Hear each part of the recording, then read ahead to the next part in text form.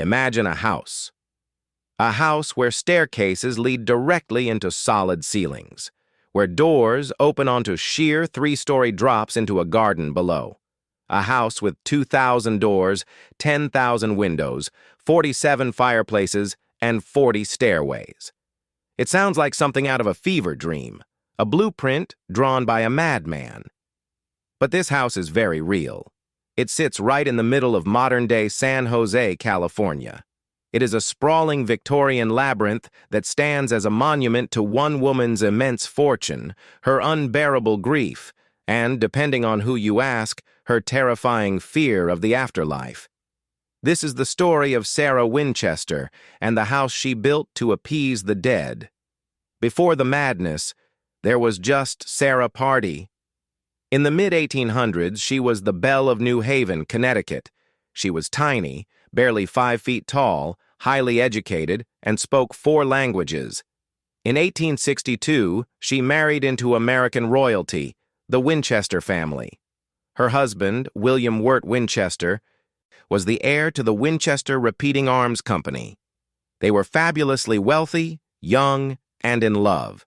They had it all, but the source of their wealth was blood. The Winchester rifle was known as the gun that won the West. It was incredible technology for its time, but it was an instrument of death on a massive scale, used in the Civil War and the Indian Wars. Tragedy struck Sarah hard and fast.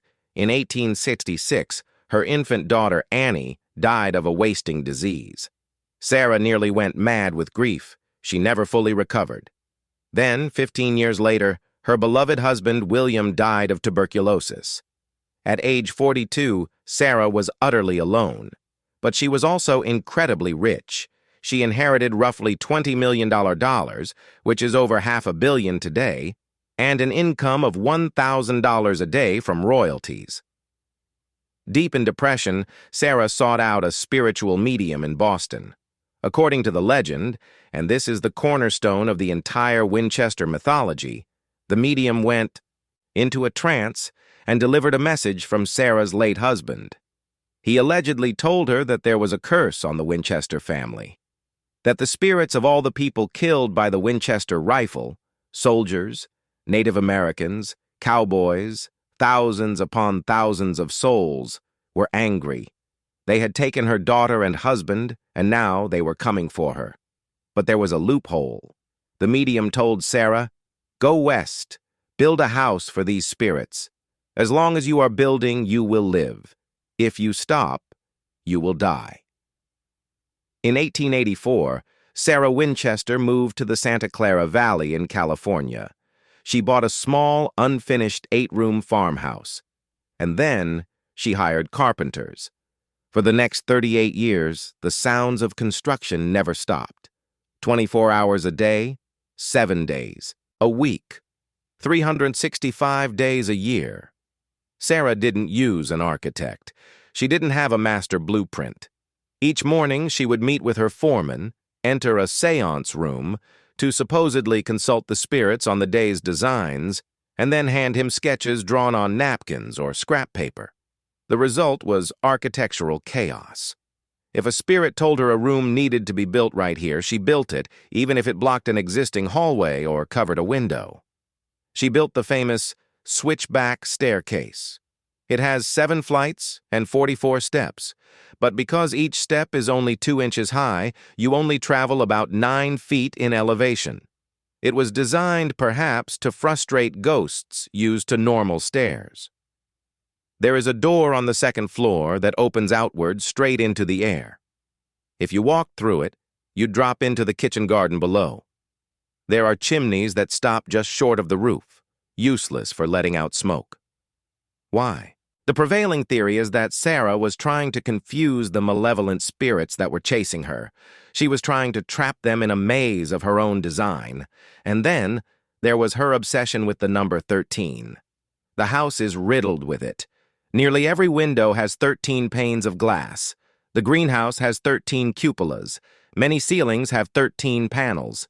Even her will was written in 13 sections and signed 13 times. Was this a ward against evil? Or a sign of obsessive-compulsive disorder manifesting under extreme duress? We will never truly know.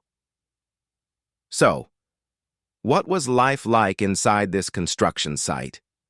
Sarah was terribly reclusive. She was incredibly generous to her staff, paying them 3 times the going rate and providing homes for them, but she demanded absolute silence when moving around the house. She was so diminutive and suffered such bad arthritis in her later years that many of the staircases were built specifically for her tiny, painful steps. She slept in different rooms on different nights, never sticking to a pattern, allegedly to throw off any ghosts trying to find her bed. The construction only paused once. In 1906, the Great San Francisco earthquake struck. The Winchester House, which had reached a staggering 7 stories high at that point, was severely damaged. The top 3 floors collapsed into the garden.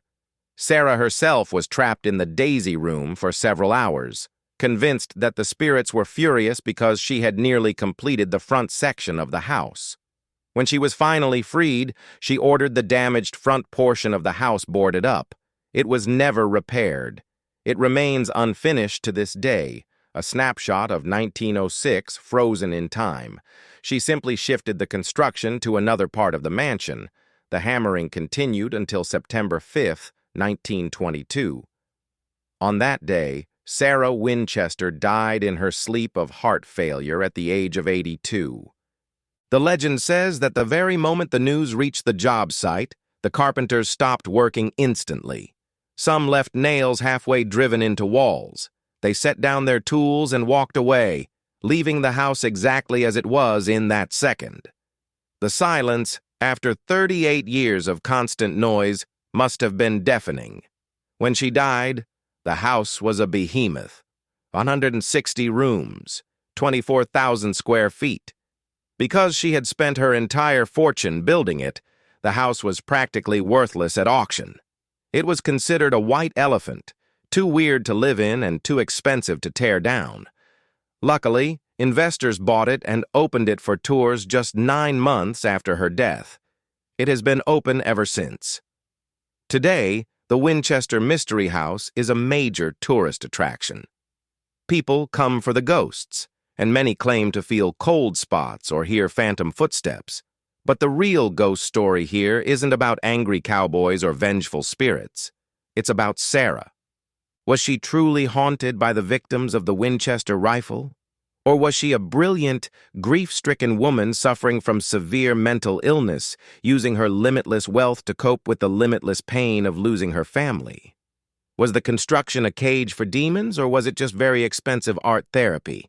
When you walk those twisting hallways today, you aren't just looking at a haunted house. You are walking inside the complex, broken mind of Sarah Winchester. What do you think drove Sarah to build this place? Let me know your theories in the comments below.